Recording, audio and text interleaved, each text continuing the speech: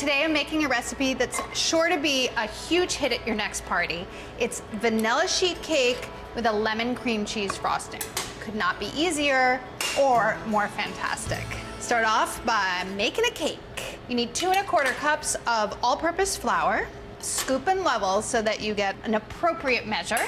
To that, add 1 1/2 teaspoons of baking powder. 1 1/2, that was a half. I'm going backwards, guys. And then 1/2 teaspoon of baking soda. 3/4 teaspoon of coarse salt. If you're using fine salt, use like a heaping 1/4 teaspoon. Whisk your dry ingredients together. And then you can start creaming your butter, which is 9 tablespoons of butter with 1 cup of sugar. That's a very simple batter. You want to make sure that your oven is preheating to 350 right now. Otherwise, your batter will be done and your oven will not be hot enough because it's that easy. When your butter is nice and creamy, while your butter and your sugar, then you want to add your eggs. It's 3 eggs. You want to add them 1 at a time. And if you're paying attention and not in a huge rush, you should crack them into a little bowl. Make sure there are no pieces of shell. Make sure your egg isn't bad before you add it to your mixer. I almost always skip that step, but it's really good.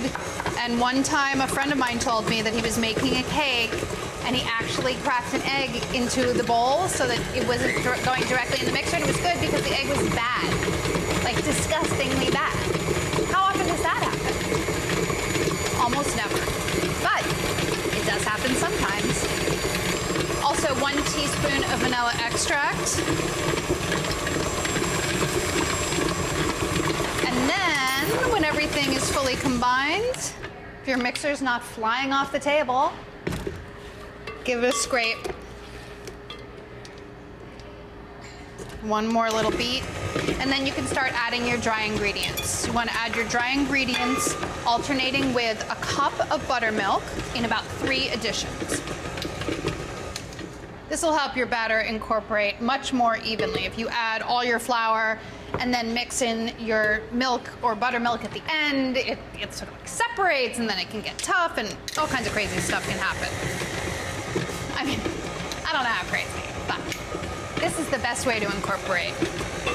Dry, and then about half of your milk, buttermilk. If it's room temperature, even better. If it's not room temperature, what could happen is your room temperature butter could sort of separate and get kind of curdly looking. It'll harden up the butter in there. It won't combine as easily.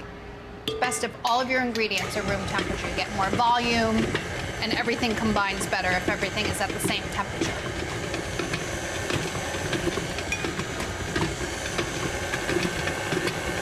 Are you guys big cake makers? Do you make a lot of cakes at home? Here's a question for you. When you make a cake at home, do you consider it a homemade cake if you use a cake mix? Let me know in the comments below. I'll tell you what I think. Maybe I'll keep that a secret, but I bet you know.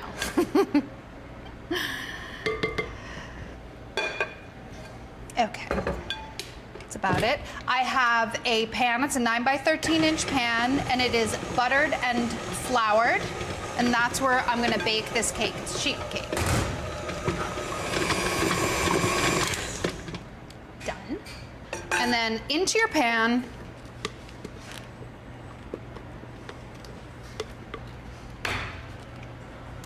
smooth it out, get it all evenly into your pan, and then get it into the oven, 350, like I said. It should take about 22 to 25 minutes. To frost your cake, you're gonna want a cream cheese frosting. I have a great recipe for lemon cream cheese frosting. Here it is. You can watch the video. And you're gonna wanna make like a little bit of lemon sugar. So I have a teaspoon of sugar in here, not a lot. This is just to top it. And then add some lemon zest. This is a nice little finish. It gives a little tiny bit of crunch to the top of the cake. Makes it just slightly more festive.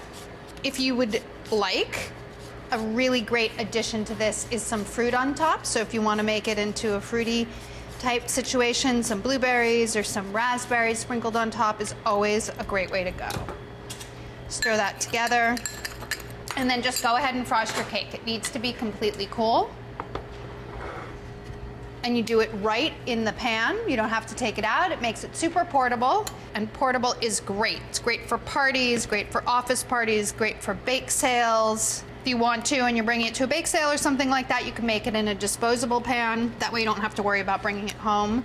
That works great. Spread your frosting. It's a really thick layer of frosting, which I think people love. If it's a little too much for you, you don't have to use the entire batch of frosting.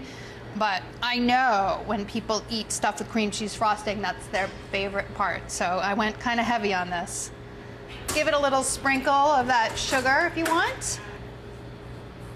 Cake is done.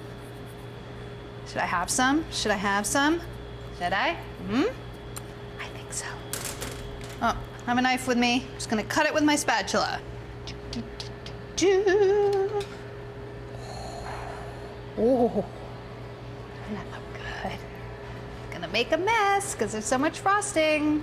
It's like dream cake.